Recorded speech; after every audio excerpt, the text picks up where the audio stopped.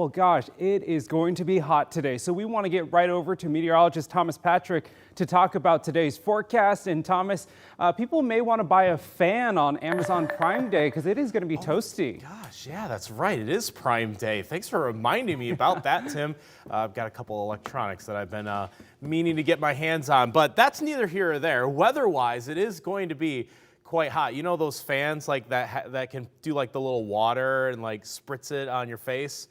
I think that might be put to good use for this afternoon, but temperature is quite comfortable this morning at 61 degrees. Definitely not too humid out there. We were marveling at the sunrise just a moment ago. Starting to get a little bit brighter now that we are a minute past 5 a.m. 61 here in Spokane, still 66 in Ritzville and 62 in Lewiston. So a few areas a little bit warmer, still staying above that 60-degree mark. And look at the afternoon temperatures in the 90s by 2 o'clock in the afternoon. We'll hit the low to mid 90s for today, marking one of the hottest days we've felt so far this year. Previously, 93 degrees on June 27th. That was the warmest we've been so far here in Spokane, forecasting 94 for today and getting close to triple digits between Lewiston, Moses Lake, and definitely for the Tri-Cities. It's not our only day in the 90s either. We'll show you what this hot week has lain ahead for us.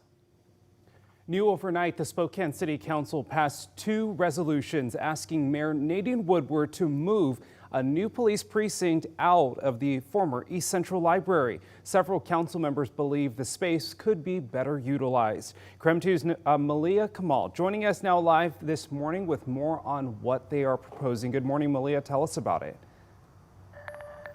Good morning, Tim. Now, even though council passed these resolutions, it won't force the mayor to move the precinct. Now, council members say that there just wasn't enough public feedback collected, but the mayor says that that's just not true and that the vast majority of neighbors and businesses want the precinct to stay right where it is. In May, Mayor Nadine Woodward announced the former East Central Library could soon be home to a new police precinct. After the announcement, several community groups, including Councilwoman Betsy Wilkerson, expressed their concern. They say the community's voices are not being heard in the decision-making process. Late last month, Mayor Woodward announced Spokane Police would operate out of the library starting this month. According to the mayor's office, the idea gained support from businesses like the MLK Center and hundreds of residents that took part in the thought exchange. However, Wilkerson claims that the mayor promised City Council that it would have to stay in the location. We don't know if those were truly the voices of East Central or not. This has been a polarized issue, so it would not surprise me that there was an organized campaign on either side of things at all. Wilkerson wants the precinct on East Sprague and says that data from Spokane Police shows that there's issues with crime in that area. She also believes that a health care clinic would be a better fit for the former library. Councilman Michael Cathcart argues that the East Central needs a new precinct now, and shopping for a building on East Sprague would take too much time and too much money.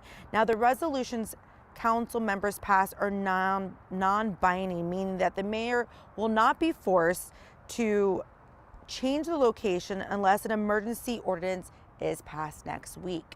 In Spokane, Malia Kamal, KREM 2 News. Well, council also talked about the future of Spokane's camping and sit-and-lie ordinances. Council members agree something has to be done because of the growing amount of tents in the downtown area. But the council had differing opinions on how to best address it. Previously, Council President Brian Beggs and Councilmember Lori Kinnear proposed an ordinance that would prohibit camping around railroads near the Spokane River and in city parks. Council members Michael Cathcart and Jonathan Bingle proposed another ordinance with more restrictions. At some point, there was a fork in the road that led to this version that's being presented today. Well, Mayor Woodward says the goal of this ordinance is not meant to push people out, rather to push people towards getting the help they need. Right now, Spokane's illegal camping ordinance says camping is not allowed on public property. The sit and lie ordinance makes it illegal to sit or lay down on the sidewalk between 6 a.m. and midnight. The city does not enforce those rules, though, if the shelters are full. Taking a live look at the Capitol right now, where the January 6th hearings will continue this morning. Today, the committee plans to take a closer look at the Trump administration's role in getting extremists to storm the Capitol. Committee members are expected to focus on a tweet from former President Trump ahead of the Capitol assault. The panel is also expected to explore whether groups worked in coordination with the White House allies.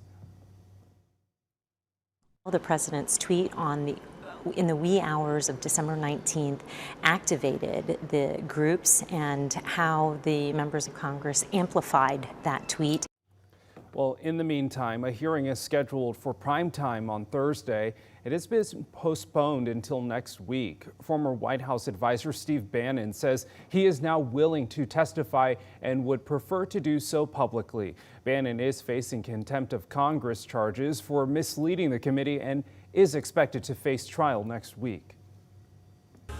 At 5:06, it is time for your morning rush. More news in less time. We are learning new details about deputies and a suspect involved in a shootout in Grant County over the weekend. Deputies say they tried to arrest 42-year-old Robert Gwynn, who has several felony warrants. They say he fired at deputies and deputies shot back. The Quincy Police Department says Gwynn had a bullet wound in his shoulder after the shooting. No deputies were hurt. Gwynn is still in the hospital at this time. Happening today, Spokane Transit and Spokane Arts will reveal the designs for more than 30 bus stops for the future City Line. You're taking a first look here. Each stop will include designs by local artists. The City Line is Spokane's first bus rapid transit route. The 6-mile route will connect through neighborhoods such as Browns Addition and the University District. The reveal is happening tonight at 5:30. Well, we have an update on when you can expect the Hatch Road Bridge to reopen. City spokesperson Kirsten Davis says crews did some more concrete work this past Friday, and they will have a better idea of an exact opening day sometime today. So they say they are confident to have the road back open this week, and we'll of course update you when that day is as soon as we learn it.